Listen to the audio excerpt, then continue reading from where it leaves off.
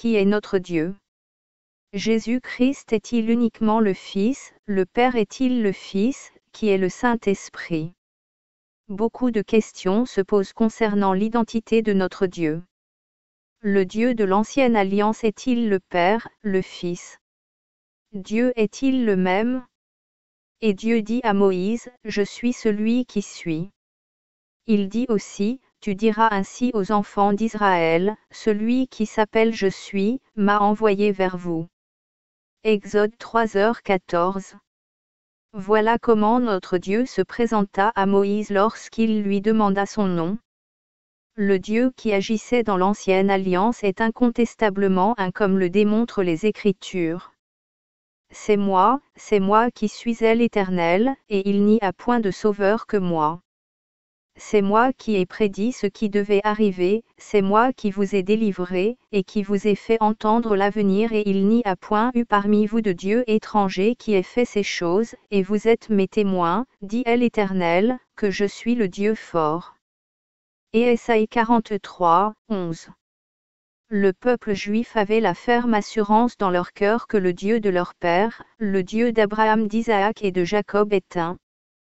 Très attaché à la loi de Moïse, ce peuple connaissait leur Dieu, même si malheureusement beaucoup vivaient selon la tradition orale et non selon la loi donnée sur le mont Sinaï à Moïse. Marc 7, 9.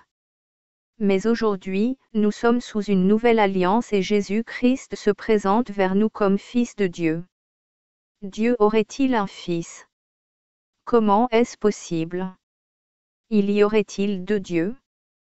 Le Dieu de l'Ancienne Alliance serait-il révélé partiellement? Jésus-Christ aurait-il été créé? Car ce Melchizedek était roi de Salem, et sacrificateur du Dieu souverain, qui vint au-devant d'Abraham lorsqu'il retournait de la défaite des rois, et qui le bénit, et auquel Abraham donna pour sa part la dîme de tout. Son nom signifie premièrement roi de justice, et puis il a été roi de Salem, c'est-à-dire, roi de paix.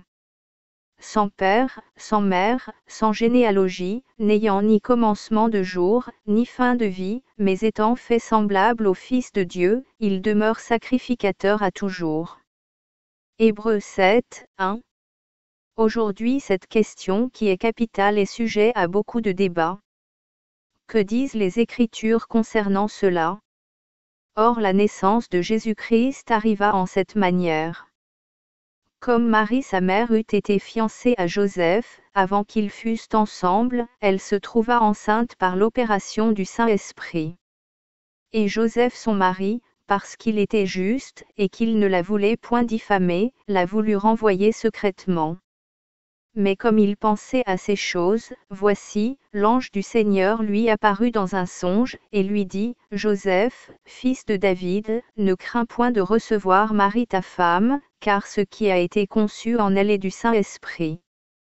Et elle enfantera un fils, et tu appelleras son nom Jésus, car il sauvera son peuple de leurs péchés. » Tout cela arriva afin que s'accomplisse ce que le Seigneur avait annoncé par le prophète, « Voici, la Vierge sera enceinte, elle enfantera un fils, et on lui donnera le nom d'Emmanuel, ce qui signifie Dieu avec nous. » Matthieu 1h18.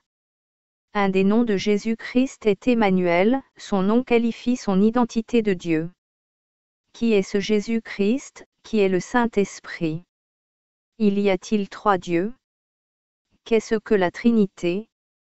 Définition, dans la théologie chrétienne, désignation de Dieu en trois personnes, Père, Fils et Saint-Esprit, distinctes, égales et consubstantielles en une seule et indivisible nature. Dans ce sens, prend une majuscule.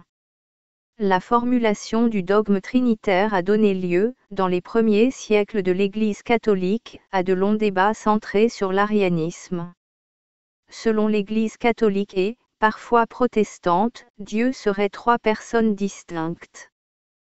Que dit la parole de Dieu? Car il y en a trois dans le ciel qui rendent témoignage, le Père, la Parole, et le Saint-Esprit, et ces trois-là ne sont qu'un. 1 Jean 5, 7. La Bible ne parle pas de trois êtres distincts mais de l'identité de chacun qui se rapporte à un. Cette doctrine qui n'a aucun fondement biblique est entrée dans l'Église et sème un vent de confusion concernant l'identité de notre Créateur. Pourtant la parole de Dieu est claire sur ce sujet, voici quelques versets pour nous éclairer.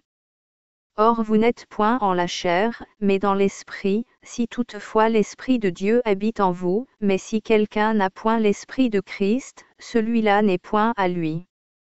Romains 8, 9.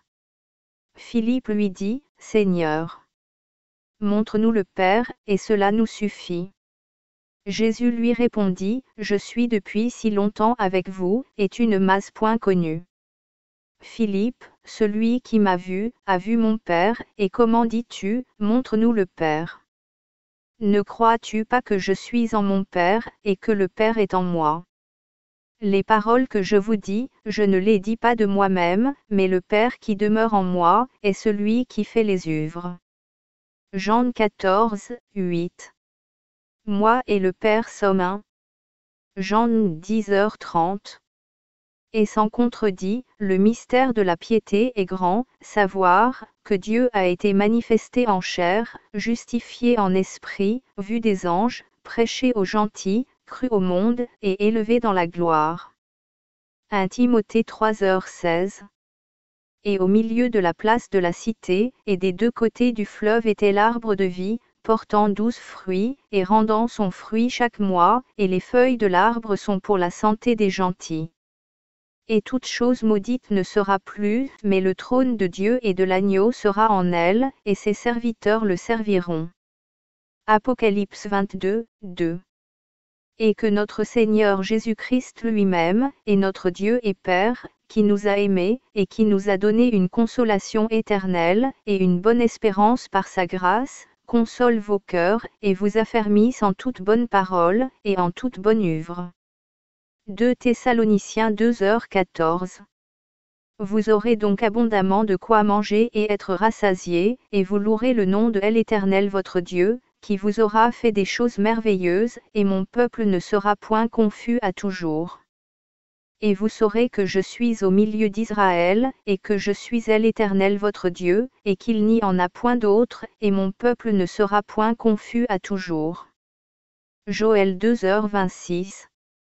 Certains diront que la parole de Dieu nous précise que Jésus-Christ est assis à la droite du Père. 1 Pierre 3h22, effectivement les Écritures en parlent. Par exemple, lorsqu'Étienne était en train de perdre la vie, il aperçut Jésus-Christ assis à la droite de Dieu. Acte 7h54. Mais la droite de Dieu représente l'autorité et la puissance de notre Créateur. Écoute-moi, Jacob, et toi, Israël, que j'ai appelé. Moi, je suis le même, moi, le premier, et moi, le dernier. Ma main aussi a fondé la terre, et ma droite a étendu les cieux, moi je les appelle, ils se tiennent là ensemble. Et Ésaïe 48, 13. Le Dieu de la Bible est esprit et il se manifeste comme il le souhaite, Fils pour nous sauver, qu'il y ait donc en vous un même sentiment qui a été en Jésus-Christ. Lequel étant en forme de Dieu, n'a point regardé comme une usurpation d'être égal à Dieu.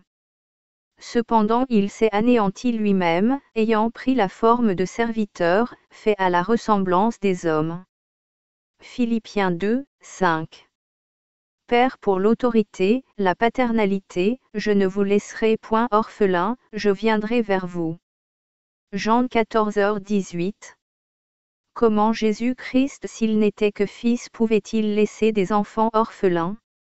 Saint-Esprit pour nous guider, nous donner la puissance, les dons et fruits de l'Esprit, or il y a diversité de dons, mais il n'y a qu'un même Esprit. Il y a aussi diversité de ministères, mais il n'y a qu'un même Seigneur.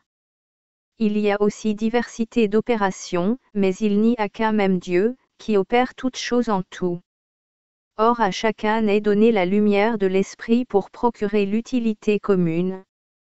Car à l'un est donné par l'Esprit, la parole de sagesse, et à l'autre par le même Esprit, la parole de connaissance, et à un autre, la foi par ce même Esprit, à un autre, les dons de guérison par ce même Esprit. 1 Corinthiens 12, 4.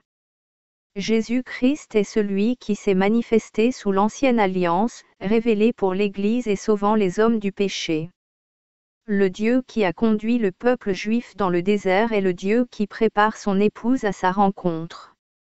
Dieu est esprit se manifestant comme il le souhaite, il est le Père, le Fils, le Saint-Esprit, l'Alpha, l'Oméga, le Créateur, la porte, le chemin, la vérité, la vie, Emmanuel, El Shaddai, Elohim, Yahweh. Il est souverain, tout-puissant et capable de tout. Il est le Dieu de Genèse à Apocalypse, il est celui qui se révèle. Le mystère de Jésus-Christ étant comme il était aussi Dieu ayant l'Esprit sans mesure Jean 3h34. Il parlait au Père en tant qu'homme et pouvait pardonner des péchés en tant que Dieu. Agonisant à la croix en tant qu'homme et parlant au Père, pouvant parler à Marie avec autorité, sa mère en tant qu'homme, lui disant femme en tant que Dieu. Ouvrons les yeux et ne laissons plus les fausses doctrines troubler nos cœurs. Jésus-Christ revient et nous avons besoin de connaître notre Dieu afin qu'il se révèle à nous pour nous sauver, nous guérir, nous transformer, nous faire grandir dans la foi. En tant que corps de Christ, étant membre de son corps, nous avons besoin de connaître notre Dieu, qui il est, son identité, sa grandeur, sa splendeur, son amour.